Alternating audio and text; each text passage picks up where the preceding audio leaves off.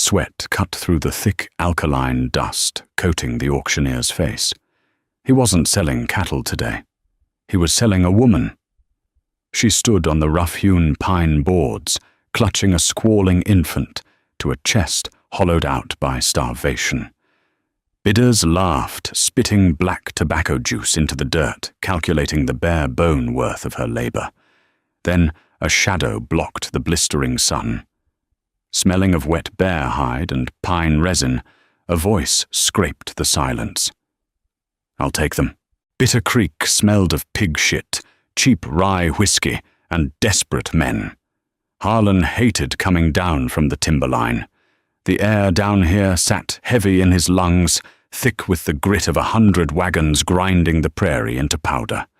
He had tied his 2-pack mules to the hitching post outside the Mercantile, intending only to buy coffee salt and enough black powder to survive the coming winter. He was loading a 50-pound sack of flour when the sharp, rhythmic crack of a wooden mallet echoed from the town square. Harlan paused. He dragged a calloused thumb across his jaw, feeling the weeks of wiry beard growth. The town square was nothing but a patch of trampled mud surrounded by false-fronted saloons. A crowd had gathered. They were mostly miners whose claims had dried up, and ranchers looking for cheap labor. Harlan didn't care. He hoisted the flour onto the lead mule's pack saddle, tightening the diamond hitch with practiced, brutal efficiency. Then he heard the baby. It wasn't a cry of fussiness. It was a thin, reedy wail, the sound a newborn makes when it's too weak to properly scream. Harlan's hand stopped pulling the rope. He turned his massive frame toward the square. On a makeshift platform of raw pine boards stood Elias, the town's grocer and acting magistrate, his face flushed under the afternoon sun. Next to him stood a woman. She was small, her calico dress faded to the color of dirty dishwater, and hanging off her frame like rags on a scarecrow. Her hair was a tangled mess of dull brown plastered to her forehead with sweat. She held a bundle wrapped in a tattered grey blanket, tightly against her chest.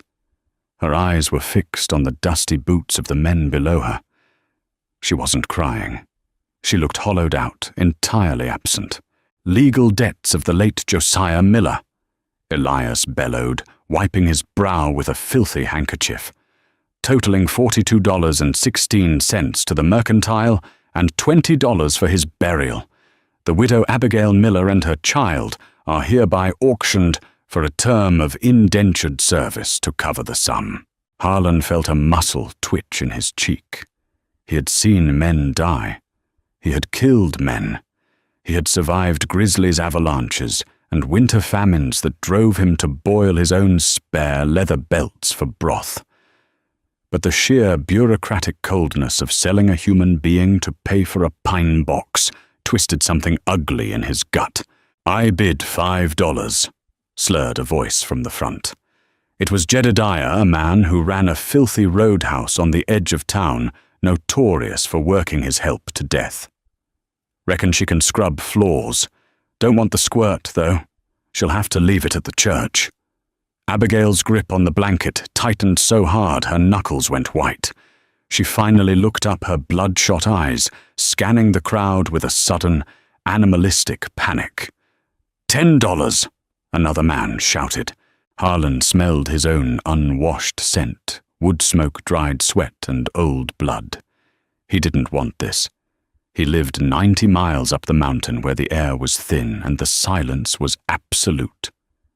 A woman and a baby meant noise. They meant vulnerability. They meant sharing meager rations and dealing with emotions he had spent the last decade burying under snow and stone. 15. Jedediah counted, spitting tobacco juice onto the hem of Abigail's dress. Harlan untied a heavy leather pouch from his belt. The worn hide was dark with age. He walked forward, his boots' heavy spurs chiming faintly in the stifling heat. The crowd parted naturally. He was 6'4", broad as a barn door, wearing a coat made of mismatched elk and wolf hides. He looked less like a man and more like something the mountain had spat out. He didn't stop until he was at the edge of the platform. He didn't look at the woman. He looked dead into the auctioneer's eyes. $65, Harlan said. His voice was like gravel grinding under a wagon wheel. The crowd went dead quiet. Jedediah scoffed, stepping forward. "Now wait a minute, mountain man." Harlan didn't argue.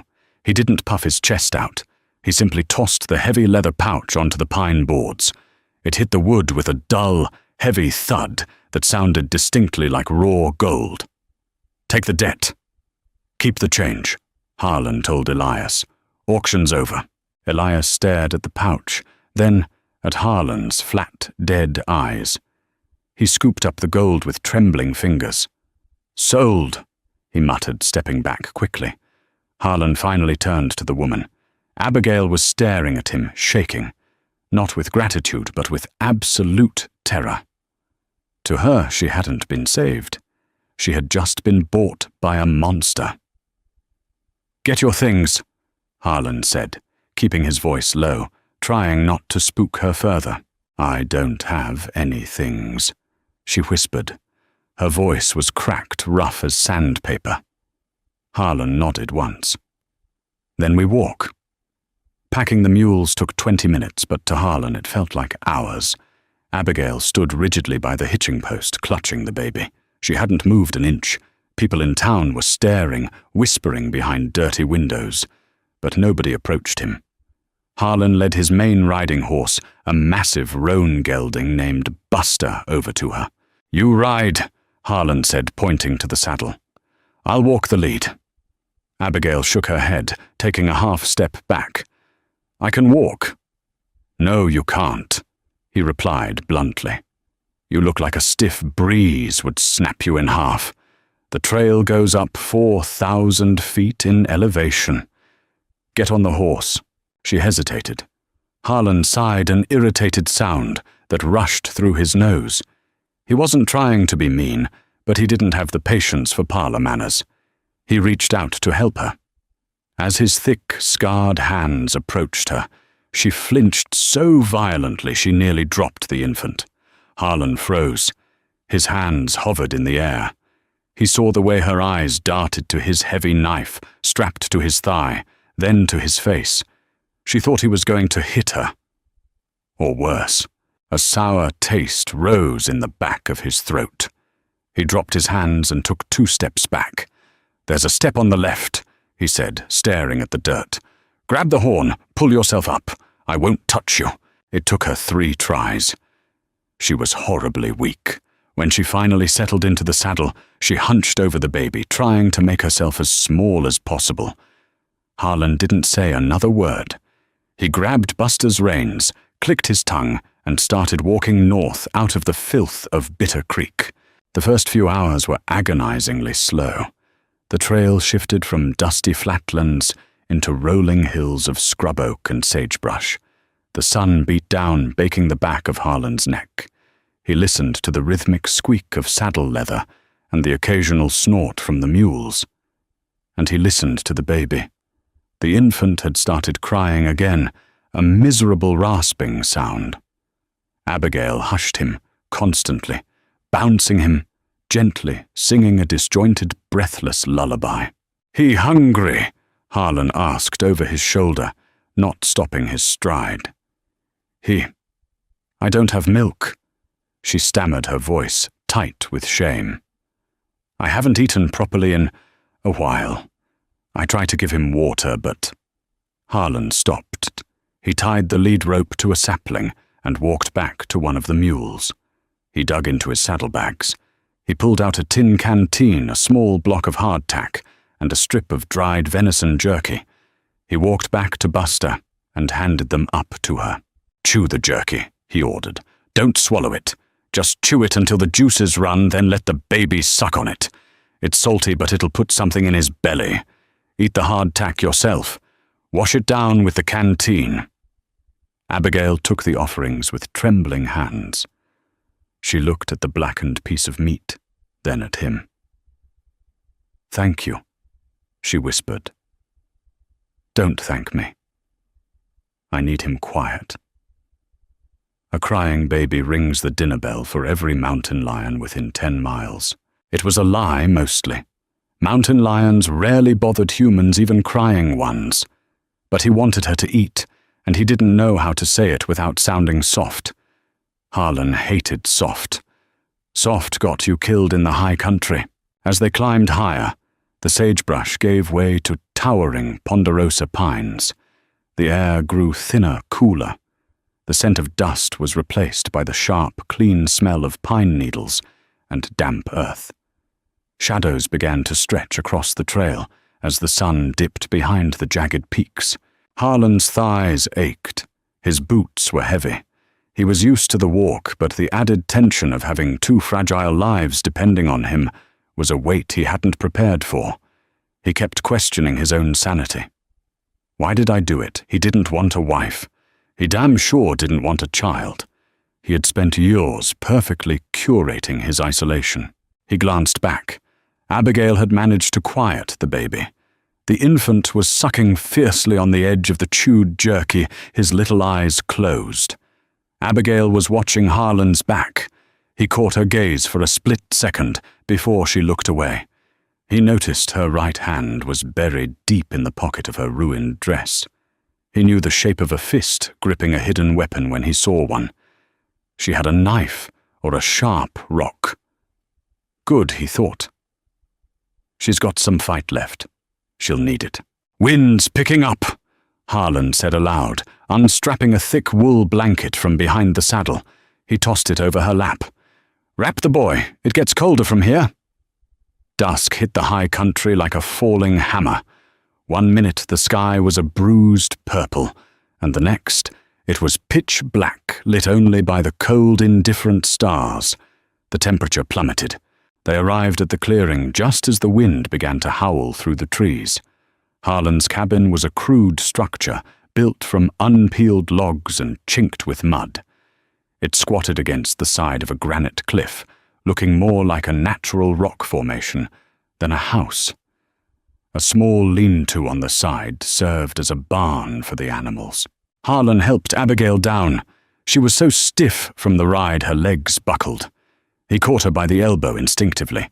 She gasped, stiffening like a boarded corpse. He let go immediately. Inside, he grunted, pointing to the heavy oak door. He unlatched it and pushed it open. The cabin smelled of cold, ash-trapped air and raw timber. He struck a sulfur match against the doorframe. The chemical flare illuminated the single room. It was not a place for a family. There was one iron stove in the center, a rough table made of split logs, a single bed crammed into the far corner covered in heavy bear hides. The walls were adorned with steel animal traps, snowshoes, and a rack holding 2 rifles and a double-barreled shotgun. Abigail stepped over the threshold, hesitantly clutching the baby to her chest. She backed into the corner nearest the door, her eyes wide, taking in the weaponry and the sheer brutality of the space. Harlan ignored her. He worked quickly, driven by the cold. He shoved kindling into the stove, struck another match, and coaxed a fire to life. The iron popped and ticked as it heated. He grabbed an oil lantern from the table, lit it, and hung it from a rusty nail on a roof beam. The yellow light cast long, flickering shadows across their faces. "Sit by the fire," he commanded, dragging a wooden stump closer to the stove. She obeyed slowly, her teeth chattering. The baby had started to fuss again.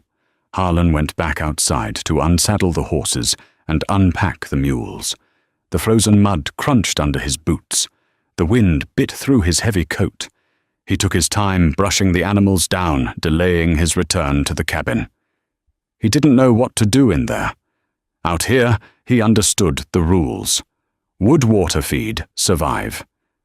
In there was a weeping woman and a starving child. When he finally stepped back inside, the cabin was warm. Abigail had unbuttoned the top of her dress and was desperately trying to get the baby to latch, tears streaming quietly down her dirty cheeks. She looked up, mortified, scrambling to cover herself. Harlan immediately turned his back to her, staring hard at the cast-iron stove. "I'll boil water," he said, his voice flat. "Got some oats. I can mash 'em down thin. Might be better than jerky." "Thank you," she sobbed quietly. He hated the sound of her crying. It felt like an accusation. He filled a tin pot from a bucket in the corner, set it on the stove, and rummaged through a wooden crate for a handful of rolled oats. He crushed them with the pommel of his hunting knife against the table, swept the powder into a tin cup, and added the boiling water. He stirred it until it was a thin, grey paste. He walked over to her, keeping his eyes fixed on the cup. "Wait till it cools. Dip your finger in it. Let him suck it off." She took the cup. "I'm sorry," she whispered. "Ain't nothing to be sorry for." "I don't know why you bought us," she said, her voice shaking, but suddenly carrying a sliver of defiance. "I ain't a whore, and I ain't a slave." Harlan stopped. He looked at her then. Really looked at her. Beneath the dirt and the starvation, there was a fierce, desperate pride. "Never said you were," Harlan replied slowly. "Then why $65 is a lot of gold for a man who lives in a shack with no mirror?" Harlan looked down at his rough hands. He thought about the auction block, the spit on her dress, the cold eyes of the town. "I don't like crowds," he said simply, "and I don't like men who sell people. That's all." He turned away. He walked to the corner bed, rolled up the heavy bear hide blanket, and picked it up. He grabbed his rifle from the wall. Abigail's eyes widened. "Where are you going?" "Lean to," Harlan said, walking toward the door. "Mules need company. The bed is yours. Keep the stove burning. If you need more wood, it's stacked by the door. You can't sleep outside, it's freezing." "Slept in worse," Harlan grunted, pulling the door open. The howling wind immediately sucked the warmth from the room. Before she could say another word, he stepped out into the blackness and pulled the door shut behind him. Harlan stood in the dark of the lean-to, listening to the mules chewing their hay. He spread the bear hide over a pile of dry straw. He sat down heavily in the freezing cold, resting his rifle across his knees. He exhaled his breath, pluming white in the air. He was cold. He was tired. He had $65 less to his name, a woman in his bed, and a baby eating his winter rations. He closed his eyes and listened to the wind. For the first time in 10 years, the mountain felt crowded. Morning broke like a cracked pane of glass, sharp and bitterly cold. Harlan woke to the harsh scraping of a mule's hoof against the rough timber of the lean-to wall. His joints popped like dry twigs as he forced himself upright. The heavy bear hide had trapped some of his body heat, but the cold had still managed to seep through the packed straw, settling deep into the marrow of his bones. He ran a stiff hand over his face. Ice crystals clung to his beard where his breath had frozen during the night. He stepped out of the lean-to. The high country was cast in a pale, bruised blue. Frost coated every pine needle and jagged rock, turning the forest into a landscape of white iron. His breath plumed thick and white in the still dead air. Harlan didn't mind the cold. Cold was honest. It killed you if you were stupid, but it left you alone if you were prepared. People were far more complicated. He walked to the woodpile, grabbed his heavy splitting maul, and went to work. The rhythmic, explosive crack of steel biting into frozen pine echoed through the clearing. He split 20 logs, his muscles warming, sweat prickling beneath his heavy wool shirt. He gathered an armful of the yellow wood, the sap smelling sharp and medicinal, and kicked the cabin door open. Abigail was awake.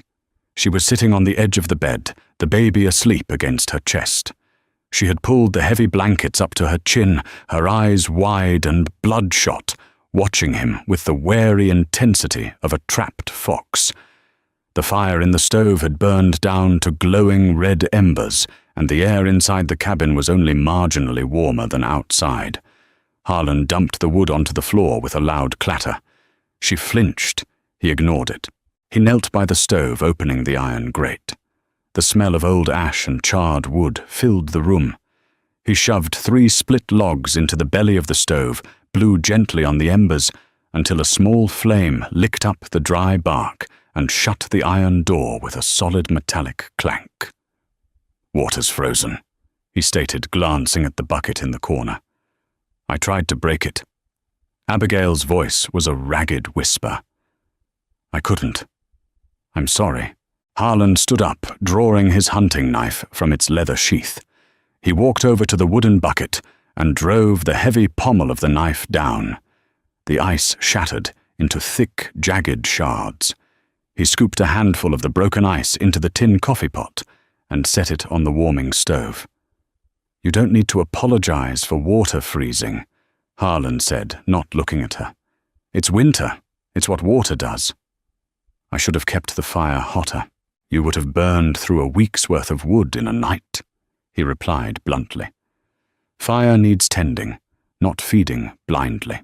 He walked over to a burlap sack hanging from a rafter, suspended to keep the mice away, and pulled out a cured side of salt pork. He sliced off 3 thick slabs. The fat was dense and white, the meat a dark brick red. He threw them into a cast-iron skillet.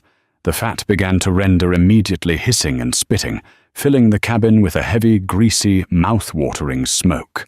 Abigail's stomach growled loudly. It was a harsh, ugly sound. She flushed bright red and looked down, burying her face in the baby's blanket. "Put the boy down," Harlan commanded, pointing the tip of his knife toward the center of the bed. "Come eat." "I can wait." "Ain't a restaurant. Food is hot now. Put him down." She hesitated, then gently laid the bundle on the mattress, tucking the bare hide around the small form. She stood up. Without the baby hiding, Harlan saw exactly how frail she was. The faded calico dress hung off her collarbones. Her wrists looked like fragile, dry sticks. She walked toward the table as if the floorboards were made of glass. Harlan slid 2 pieces of the sizzling salt pork onto a tin plate, added a hardened biscuit he'd baked 3 days ago, and pushed it across the split-log table. He took the remaining piece of meat in his bare hand, ignoring the scalding grease, and took a bite. Abigail stared at the plate. She reached out her fingers, trembling violently, and picked up the pork. She didn't bite it. She tore a tiny piece off with her fingers and put it in her mouth, chewing slowly, her eyes closing, as the salt and fat hit her starving system. A single tear leaked out of the corner of her eye, cutting a clean track through the dirt on her cheek. Harlan looked away. The sight of her crying over a piece of cheap meat made his jaw clench. He poured boiling water over a handful of ground coffee beans in his tin cup, letting the dark liquid steep. "What's his name?" Harlan asked suddenly. The silence in the cabin had grown too thick. Abigail swallowed hard.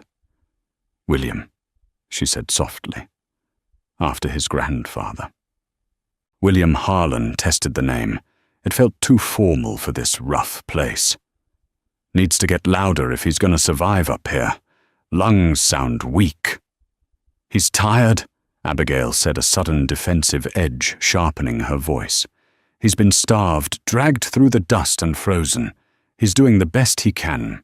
Harlan took a sip of his black coffee, the bitter liquid burning the roof of his mouth. He looked at her over the rim of the cup.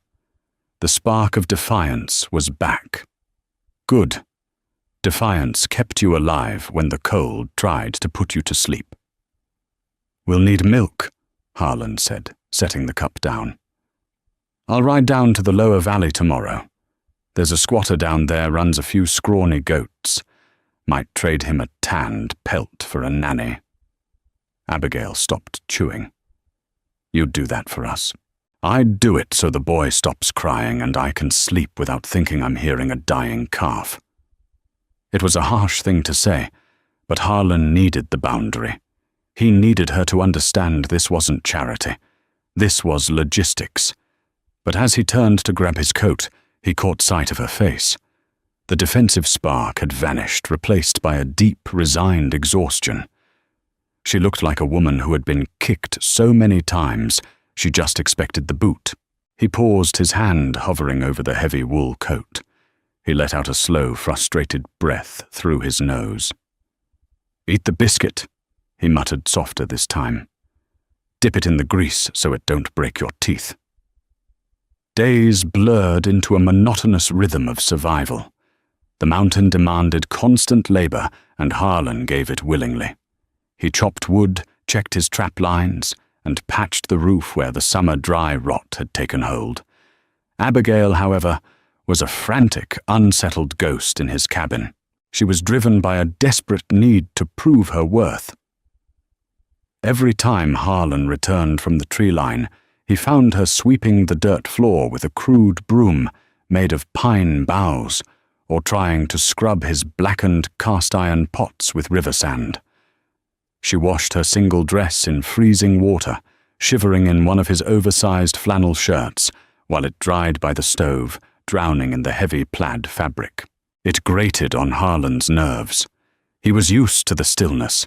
He was used to leaving a pair of dirty boots in the middle of the floor and finding them exactly there 3 days later. Now everything was ordered. Everything was scrubbed. And she watched him constantly, not with affection, but with the hyper-vigilance of a prey animal memorizing the movements of a predator. On the 8th day, the tension snapped. Harlan had returned late. The sun had already dipped behind the jagged spine of the mountains, plunging the timberline into grey twilight. He carried a gutted snowshoe hare by its hind legs, the blood already freezing into dark, sticky crusts on his leather gloves. He kicked the door open. The cabin was sweltering. Abigail had stacked the stove high with premium hardwood. She stood by the table, her hands clasped tightly in front of her. She had arranged his tin plate, his cup, and a small pile of mashed oats with meticulous precision. "I heated water for you to wash," she said, quickly, her voice tight. "And the oats are warm. I found some dried apples in the cellar box. I chopped them up in it." Harlan dropped the dead hare onto the wooden counter with a wet, heavy slap. He looked at the perfectly arranged table, then at her. He didn't take his coat off. "I don't need my water heated," Harlan said, his voice a low, dangerous rumble. You were out in the cold. I wanted to help. I don't need help washing my own hands, and I don't want you digging through my cellar box." Abigail flinched as if struck. She took a step back, her back hitting the rough logs of the wall. "I'm sorry. I just wanted to earn my keep." "Earn your keep." Harlan closed the distance between them in 3 long strides. He stopped a foot away from her, towering over her small frame. The smell of raw meat, pine resin, and cold wind rolled off him. "You think you're my maid? You think I bought you to boil my water? I don't know what you bought me for," Abigail finally yelled, her voice cracking. The sudden volume startled baby William, who began to cry from the bed. She didn't look away from Harlan. Her chest heaved. "You don't talk to me. You sleep in a freezing barn. You bring food, you stare at the wall, and you leave. I don't know the rules, mister. I don't know what you want from me. A man doesn't pay $65 for a woman just to ignore her." Harlan stared down at her.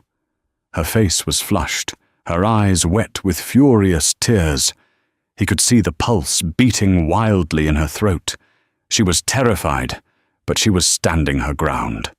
He slowly pulled off his bloody gloves, tossing them onto the counter.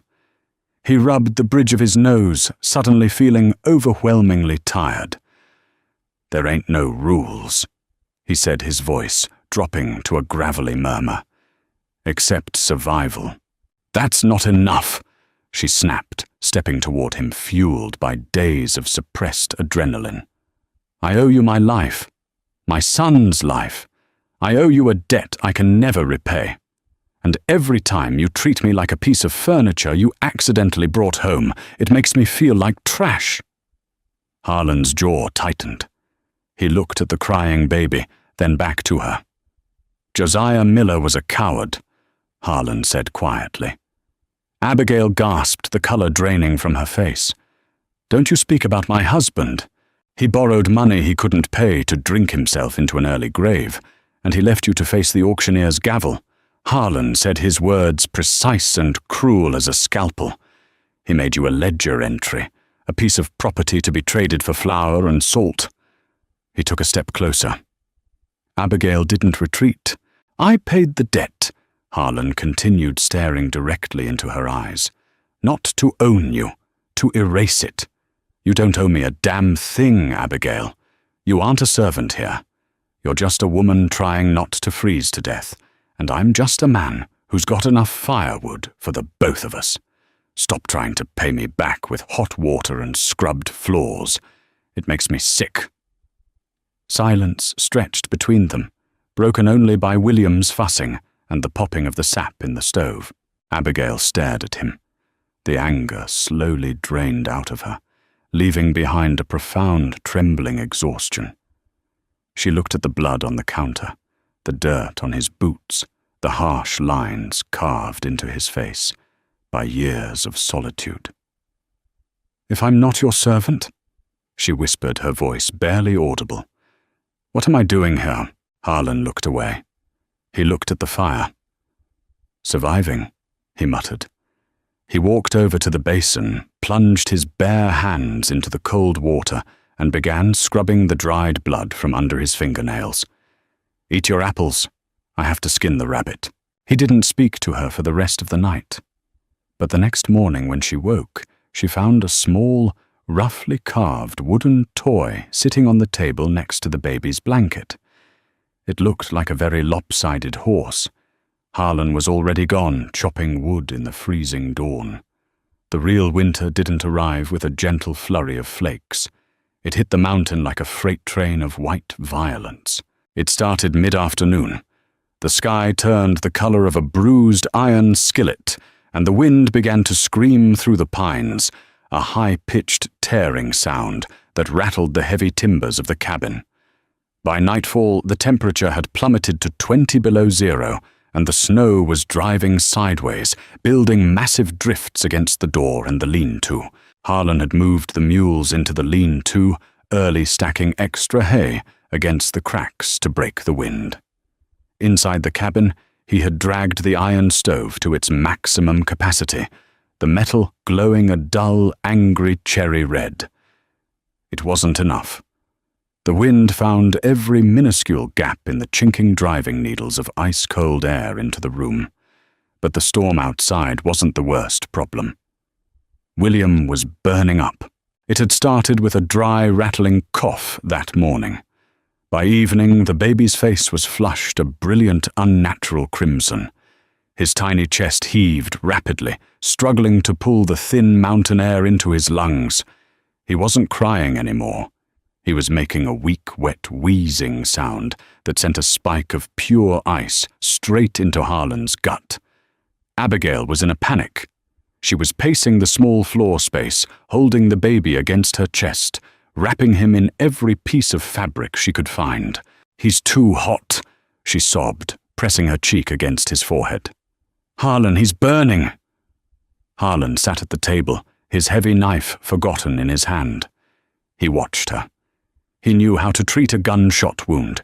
He knew how to set a broken bone, how to pack a gash with pine pitch and sphagnum moss to stop infection. But a sick infant, he was useless. He felt entirely, terrifyingly helpless. "Strip him down," Harlan ordered, standing up abruptly. Abigail clutched the baby tighter. "No, it's freezing in here. He'll catch his death. He's already catching his death from the fever," Harlan growled, stepping toward her. "The heat is cooking his brain. Strip the blankets off. Now." His voice left no room for argument. Trembling, Abigail unwrapped the heavy wool and bare hide. The baby's skin was mottled hot to the touch, radiating sickness.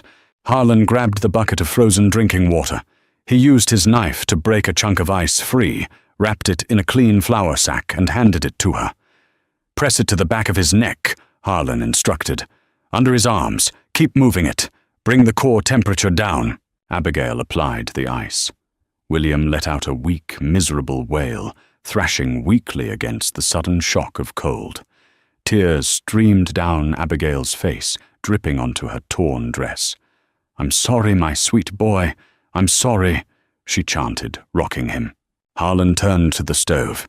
He grabbed the largest tin pot. He had filled it with snow he'd packed in from the last trip to the woodpile and shoved it directly onto the glowing iron. He went to a small wooden box under the bed, his medical kit. He dug past the bandages and the laudanum bottle, pulling out a dried bundle of brittle grey-green leaves. Silver sage and eucalyptus he'd traded from a Navajo trapper 2 winters ago. He crushed the dried leaves violently between his large palms, letting the flakes fall into the melting snow. As the water boiled, a thick, incredibly potent medicinal steam rose into the air. It smelled sharp, piercing the heavy, stagnant air of the cabin.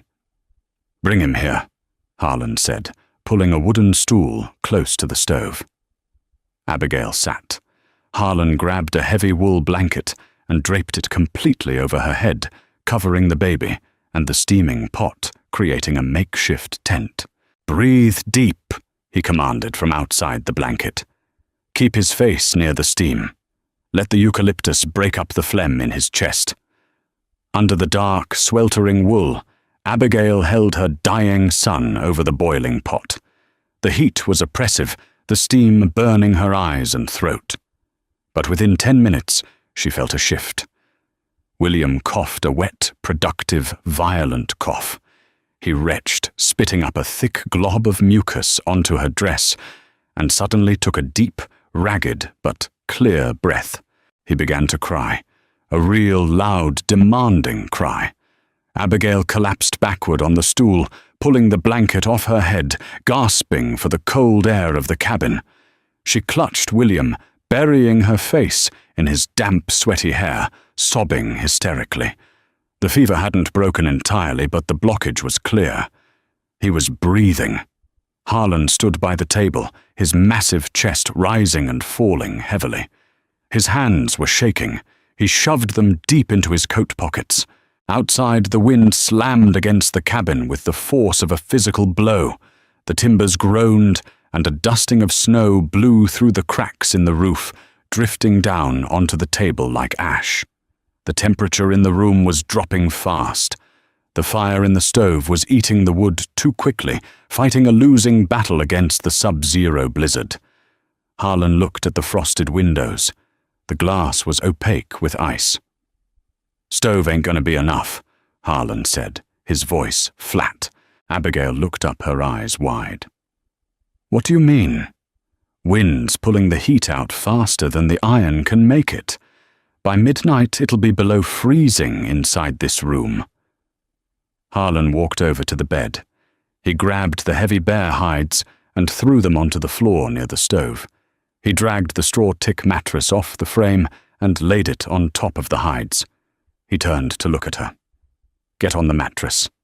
Abigail stood cradling the crying baby. "Harlan."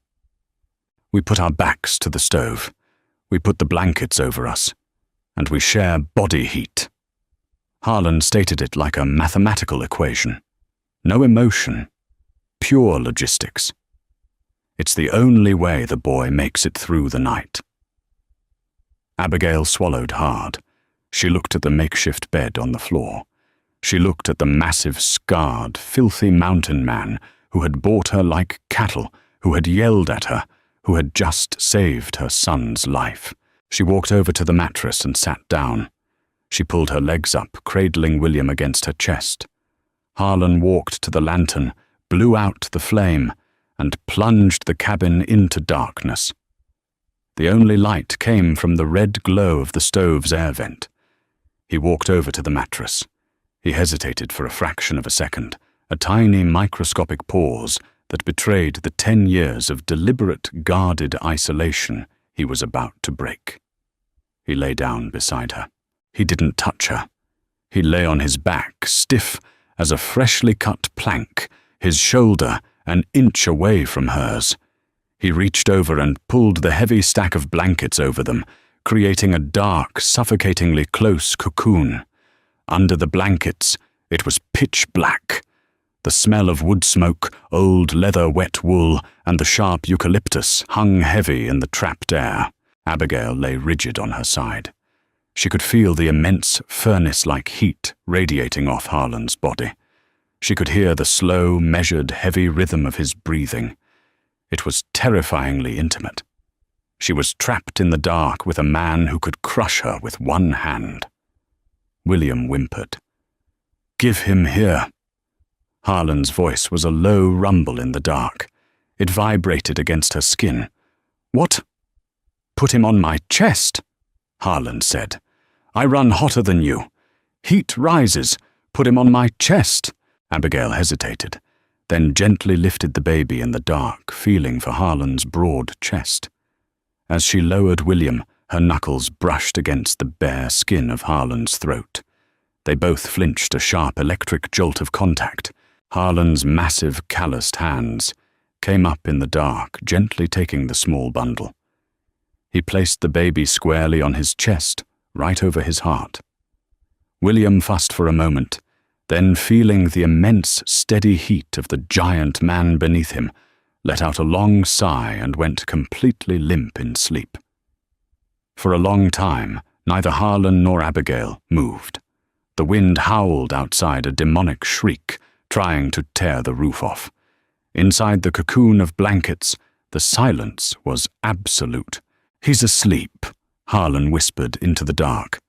"I know," Abigail whispered back. Her voice was right next to his ear. "Try to rest." Harlan, "Yeah. Thank you." It wasn't a thank you for the wood or the meat or the auction block.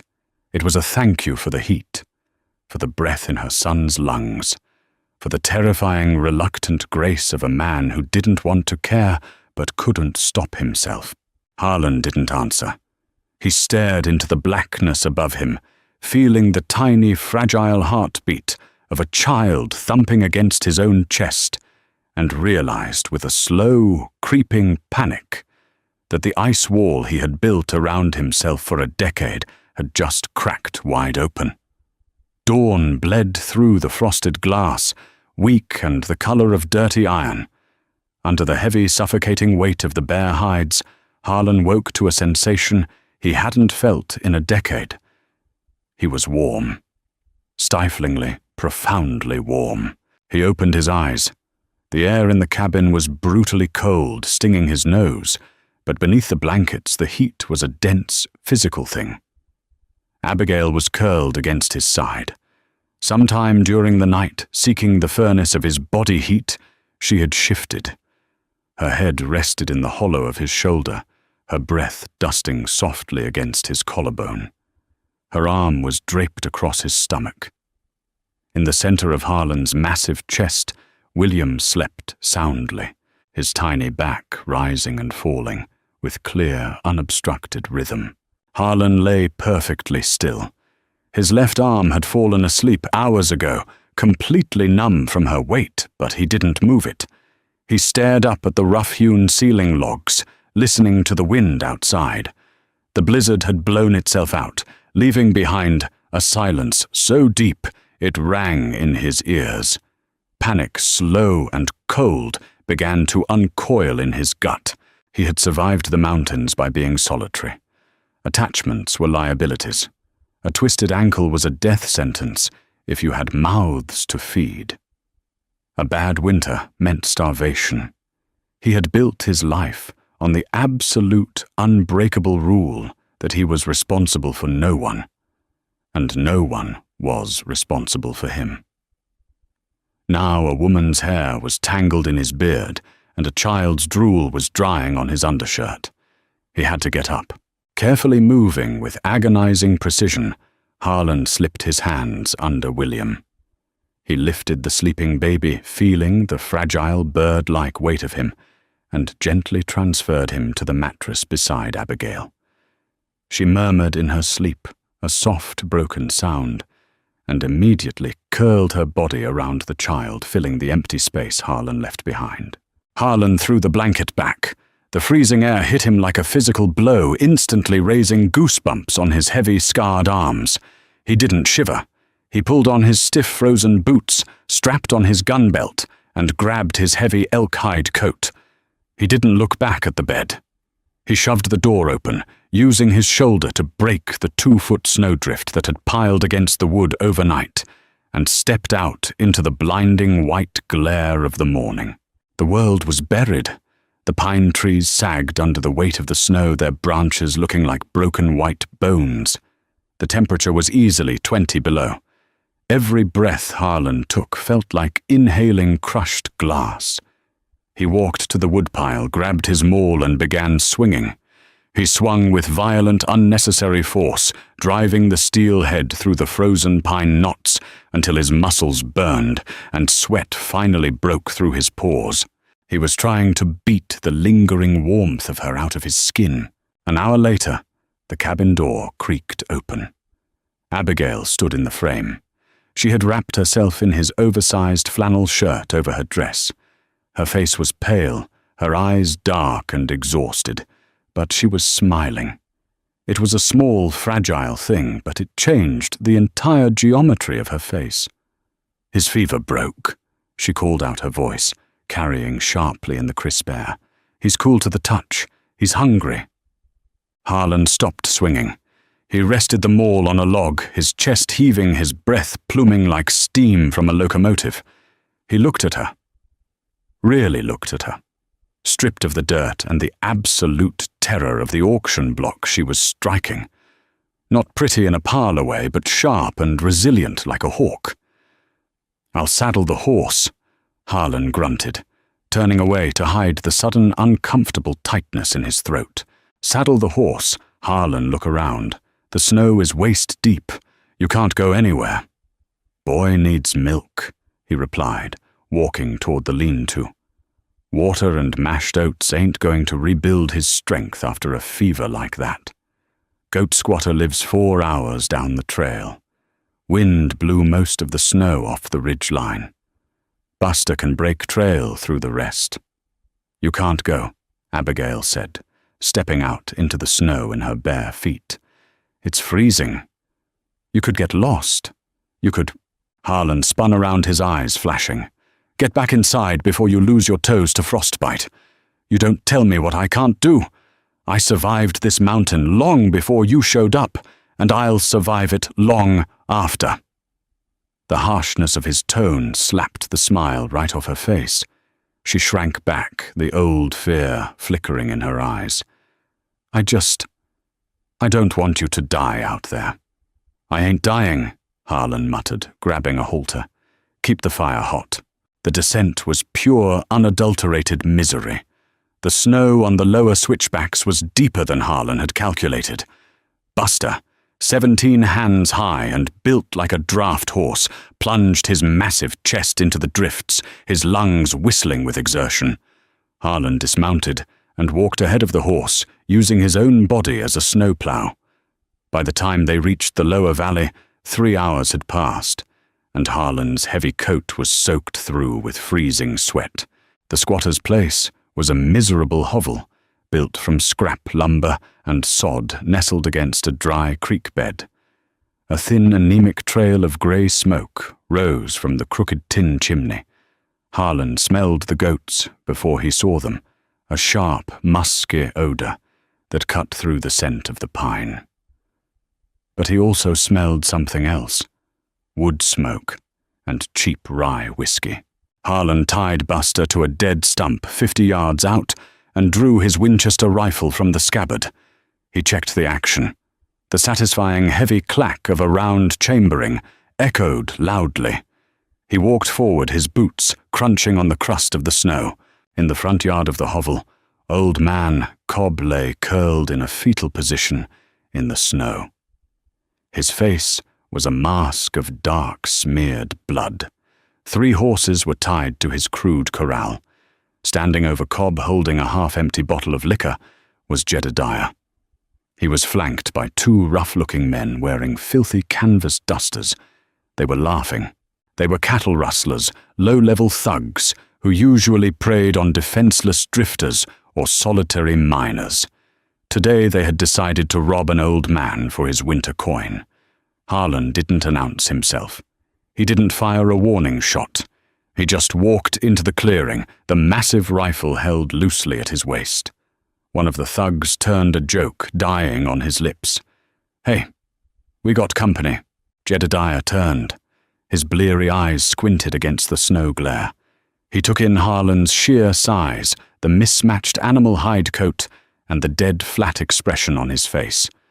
Recognition dawned slowly, followed instantly by a sneer of drunken courage. "Well, well," Jedediah slurred, tossing the empty bottle into the snow. "If it ain't the high roller from the auction block. How's the widow treating you, mountain man? She scrub your floors yet?" Harlan looked down at Cobb. The old man was breathing, but his jaw looked broken. "I came for a goat," Harlan said. His voice wasn't a shout. It was a low, terrifying rumble that seemed to vibrate the frozen air. Jedediah laughed, a harsh, braying sound. "You hear that, boys? He came for a goat. Well, me and the boys here just bought out old Cobb's entire stock. Ain't that right, Cobb?" He kicked the old man violently in the ribs. Cobb groaned. Harlan felt the familiar cold stillness wash over him. It was the same feeling he got right before a grizzly charged. The world slowed down. Colors became sharper. The cold vanished. "Leave the old man," Harlan said. "Mount up, ride back to town. If I see you on this mountain again, I won't ask you to leave." The two thugs laughed, dropping their hands toward their holstered revolvers. "You think because you got some gold you own this whole ridge?" Jedediah spat, drawing a long, heavy Bowie knife from his belt. "I was going to take that widow back. She owes me work. Maybe I'll just gut you take her back anyway and sell the squirt to the orphanage." Harlan didn't wait. He didn't raise the rifle to his shoulder. He simply squeezed the trigger from the hip. The Winchester roared, a deafening explosion of black powder and lead. The bullet took the thug on the left directly in the kneecap. The man shrieked, his leg folding backward with a sickening crunch, and collapsed into the snow, thrashing and screaming. The second thug drew his pistol, but Harlan was already moving. He dropped the rifle into the snow, it was too slow for close quarters, and charged. He covered the 20 feet in 3 massive strides. The thug managed to fire one shot. The bullet clipped the heavy collar of Harlan's coat, whistling past his ear. Harlan slammed into the man with the force of a falling redwood. The breath exploded from the thug's lungs. Harlan grabbed the man's wrist, twisted it violently until the bone snapped like a dry branch, and drove a savage headbutt into the man's face. Cartilage flattened. Blood sprayed across the white snow. The man went entirely limp, out cold before he hit the ground. Harlan turned. Jedediah was on him. The saloon owner thrust the heavy Bowie knife upward, aiming for Harlan's stomach. Harlan twisted, throwing his thick arm down to block. The blade sliced through the elk hide, through the wool shirt beneath, and bit deep into the flesh of Harlan's left flank. Fire flared in Harlan's side. A hot, wet slickness instantly flooded his waist. Harlan didn't back up. He didn't gasp. He stepped into the knife. Jedediah's eyes widened in sudden, absolute terror as the massive mountain man stepped closer, letting the blade drag an inch further into his own ribs. Harlan's right hand shot out like a bear trap, clamping around Jedediah's throat. He squeezed. Jedediah dropped the knife, clawing frantically at Harlan's iron grip. His face turned purple. His boots kicked at the snow. "I bought the debt," Harlan whispered, his face inches from Jedediah's. He could smell the rotten teeth and sour liquor on the man's breath. "She's clear." With a brutal shove, Harlan threw Jedediah backward. The man slammed into the wooden corral fence, the rotted wood splintering under his weight. He fell into the freezing mud, gasping, gagging, crawling backward on his hands and knees in pure panic. "Get your boys," Harlan rasped. He pressed a gloved hand to his side. The glove came away dripping crimson. "Get off my mountain." Jedediah didn't speak. He scrambled to his feet, hauled the groaning thug with the broken nose onto a horse, and slapped the screaming man with the shattered knee across the face to quiet him. Within 2 minutes they were galloping down the trail, leaving a trail of blood drops in the pristine snow. Harlan stood swaying in the clearing. The adrenaline was fading, leaving a sickening, dizzying pain in its wake. He walked over to Cobb. He reached into his coat, wincing, as the movement pulled the sliced muscle and tossed a heavy silver dollar onto the snow beside the old man's head. "I need a nanny goat," Harlan breathed, his vision swimming slightly. "Milk heavy. And some rope." Cobb, spitting a mouthful of blood, pointed weakly toward the back of the hovel. 20 minutes later, Harlan was riding back up the trail. He had a small, bleating brown goat tied securely to Buster's saddle horn. The sky was darkening again. The temperature was dropping, and every time the horse took a step, blood seeped through Harlan's fingers, freezing into a dark, stiff crust on his trousers. "Don't close your eyes," Harlan told himself. "You close your eyes, you fall. You fall, you freeze. You freeze, they starve." He focused on the rhythm of the horse. He focused on the agonizing pain in his ribs. He let the pain keep him awake. He thought about the warmth of the cabin. He thought about the smell of eucalyptus. He thought about the woman who had fought him over boiling hot water. He had to get back. Abigail was pacing. The cabin was a furnace. She had chopped more wood herself, dragging the logs inside and feeding the iron stove until it popped and hissed. William had drunk his fill of mashed oat water and was sleeping peacefully, his breathing deep and even. But the sun had vanished behind the peaks over an hour ago. The grey twilight was rapidly surrendering to the black cold of night. Harlan should have been back. She walked to the frosted window, scraping a tiny circle clear with her fingernail. Nothing but blackness and snow. She felt a sickening knot of guilt twisting in her stomach. He had gone for her son. He had gone into a lethal landscape because she had complained about the boy's strength. If he died out there, his death was on her hands. Then she heard it. The distinct, sharp snort of a horse. Then the faint, high-pitched bar of a goat. Abigail rushed to the door, throwing the heavy wooden bar back and hauling it open. The wind immediately bit into her skin. Buster stood in the clearing, his head hanging low, steam rolling off his flanks. Tied to the saddle horn was a goat. But Harlan wasn't in the saddle. Abigail's heart stopped. She ran out into the snow, the freezing slush soaking through her thin shoes instantly. "Harlan," he was walking beside the horse, holding the stirrup strap to keep himself upright. He looked up at her. In the pale moonlight, his face was the color of old ash. His lips were blue. His left arm was pressed tightly against his side, and his entire left leg was coated in a thick, frozen sheet of black blood. "Got the milk?" Harlan slurred his voice, a gravelly whisper. As soon as the words left his mouth, his knees buckled. He collapsed forward into the deep snow with a heavy, muffled thud. Harlan, Abigail screamed. She threw herself into the snow beside him. He was terrifyingly heavy. She grabbed him by the lapels of his heavy coat, pulling with everything she had. "Get up, you can't lay here. Get up!" Harlan groaned, his eyes rolling back. "Can't! You can and you will!" She roared at him, surprising herself with the absolute ferocity in her voice. "You dragged me up this mountain, you do not get to die on me now. Stand up!" She grabbed his good arm and threw it over her small shoulders. She dug her feet into the frozen mud beneath the snow. Harlan gritted his teeth, letting out a guttural sound of sheer agony, and forced his massive legs to push. Together, stumbling, slipping and gasping, they crossed the 20 feet to the cabin. They fell through the doorway, collapsing onto the rough pine floorboards. Abigail kicked the door shut with her heel. The cabin was well lit by the lantern. In the yellow light, the damage was horrifying. Harlan lay on his back, his chest heaving. The blood had pooled on the floorboards beneath him, spreading outward in a dark, sticky halo. Abigail didn't freeze. The frantic, weeping woman from the auction block was gone, burned away by the last 10 days of mountain survival. She crawled over to him and unbuttoned his coat. She grabbed his hunting knife from his belt and sliced violently through his bloody wool shirt, peeling the fabric back.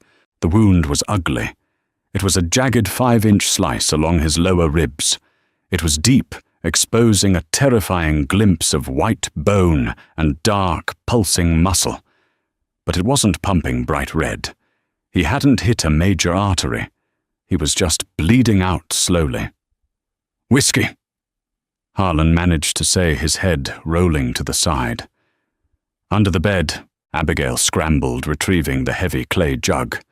She grabbed a clean rag and poured boiling water over it from the stove. She returned to his side, kneeling in his blood. "This is going to burn," she said. Her voice was shaking, but her hands were entirely steady. "Do it." She poured the cheap high-proof alcohol directly into the open wound. Harlan's entire body went rigid. His spine arched off the floorboards. He clamped his jaw shut so hard it sounded like his teeth were cracking. A low, animalistic groan ripped through his nose, and his heavy fists pounded once against the wood floor, shaking the entire cabin. I'm sorry," Abigail whispered, swiftly, packing the hot, wet rag into the slice to staunch the flow. She pressed down hard with both hands. "Keep pressure on this." She grabbed his right hand and forced it onto the rag. Then she ran to his sewing kit on the shelf. She found a heavy, curved leather needle and a spool of waxed sinew used for repairing saddles. She ran back to him, dropping to her knees. She threaded the needle with hands slick with his blood. "Harlan, look at me," she demanded. He opened his eyes. They were hazy, fighting shock. "I have to sew it. I've only ever sewn quilts and feed sacks. I don't know how to do this right. Just close the hole," Harlan rasped, his breathing shallow. "Don't be gentle, pull it tight." Abigail took a deep breath. She pinched the edges of the gaping wound together. The skin was incredibly thick tough from years of weather and scarring. She pressed the point of the curved needle against the edge and pushed. It wouldn't go through. She gritted her teeth, placed her thumb over the eye of the needle, and shoved with all her body weight. The needle popped through the tough flesh with a sickening snick. Harlan gasped, his knuckles turning white as he gripped the floorboards. She pulled the waxed sinew through. "Why did you fight?" she asked, tying the first knot tightly. She needed him talking. She needed him awake. "They were robbing old Cobb."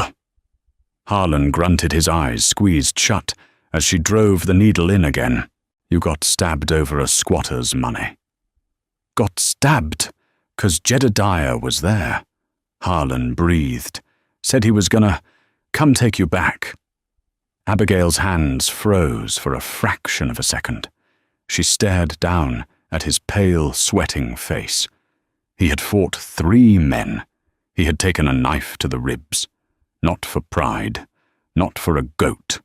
For her, to ensure the monsters from the town never touched her again. "You stupid, stubborn mule," she whispered fiercely, tears suddenly welling in her eyes, blinding her. She wiped them away roughly with the back of her bloody hand. She pushed the needle through again. "You don't fight 3 men with a knife. You're supposed to be smart. You're supposed to survive." "Didn't die," Harlan murmured, a faint, delirious ghost of a smirk touching the corner of his pale lips. "Got the milk." It took her 20 agonizing minutes to close the wound. By the end, Harlan had passed out from the pain. She tied the final knot, cut the sinew, and collapsed back on her heels, utterly spent. Her hands, her dress, the floorboards, everything was coated in his blood. She didn't try to move him. He was too heavy. She dragged the mattress off the bed again, pulling it right next to him. She shoved the bare hides under him, rolling him gently to get him off the cold wood, and piled every blanket in the cabin on top of him. She went outside into the freezing dark and led Buster into the lean-to. She brought the goat inside the cabin, tying it to the leg of the table. She milked the complaining animal into a tin cup, warming it slightly on the edge of the stove. She sat on the floor next to Harlan, leaning her back against his massive shoulder. She held William in her lap, dipping a clean piece of rag into the rich, warm goat's milk, letting the baby suckle fiercely. The wind howled outside, beating against the cabin walls, but inside the fire roared. The baby drank, and beneath the heavy hides, Harlan's breathing deepened, slowing into a steady, living rhythm. Abigail rested her head back against his arm. She closed her eyes. She wasn't a widow on an auction block anymore. She wasn't a frightened girl. She was a woman who had just stitched a mountain man back together with saddle thread. They were scarred. They were bleeding. They were trapped in a frozen wasteland miles away from civilization. But as she listened to the slow beat of Harlan's heart beside her, Abigail realized something that finally made the shivering stop. They were home. The West wasn't built by perfect heroes. It was built by broken people who refused to freeze. Harlan and Abigail found a brutal kind of salvation in the snow, proving that sometimes the strongest bonds are forged in the darkest, coldest places. If this raw, gritty look at survival and unexpected family struck a chord with you, hit that like button to let us know. Share this story with anyone who loves grounded, sensory storytelling. Don't forget to subscribe to the channel for more wild, untamed tales of the frontier. What do you think they'll face next? Let us know in the comments.